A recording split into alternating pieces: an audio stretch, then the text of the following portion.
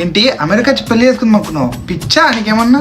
నేను చెప్తా విను. చేసుకుందామని ఆలోచిస్తావు, అన్ని సెట్ అయిపోతుంది. సరే జాబ్ వచ్చింది, డబ్బులు సంపాదించిన, నెక్స్ట్ స్టేజ్ పెళ్ళి అని.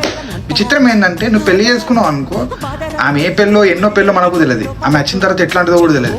అవసరం అప్పుడు ముందే అడుగు అన్ని పాత ఏమైనా ఉన్నాయి, ఆ పాస్ట్ ఏమైనా ఉందా లేదని. తర్వాత చేసుకున్న తర్వాత నాకు నచ్చట్లేదు, I want meet my ex husband అన్నది అనుకో, చచ్చిపోతావు, సైక్ అయిపోతావు. జర ఆలోచించుకో, ముందే చెప్తున్నా. అమెరికా ఎట్లయిపోయిందంటే ఈ లవ్ మ్యారేజ్ చేసుకున్నట్టే ఉంటుంది, కానీ ఆ తర్వాత లవ్ చేసుకున్న వాళ్ళే మళ్ళీ పెళ్లి చేసుకొని మళ్ళీ వేరే వేరే లవ్ చేస్తారు. చిత్రంగా ఉంటుంది భయ్యో. ఇప్పుడు నా అమ్మాయిని చేసుకుందామని అనుకుంటాం, చేసుకునే టైంకి ఆమెకు ఆల్రెడీ ఎవడో లవర్ ఉంటాడు. వాడు మధ్యలో విలన్ ఎంట్రీ ఇచ్చినట్టు సడన్గా ఎంట్రీ ఇస్తాడు, ఎత్తుకోతాడు. ఈమె సయ్యని పోతుంది. మనమా ఎవరికి చెప్పుకోలేము, అటు అమ్మాయి చెప్పుకోలేము, ఇటు ఎవరికి చెప్పుకోలేము, బాధపడడం అవుతుంది. ఆలోచించుకో. సరే అన్నీ ఓకే పెళ్ళి అయింది అనుకో, నరకం ఉంటుంది. స్టార్ట్ అయితే అక్కడి నుంచి నరకం.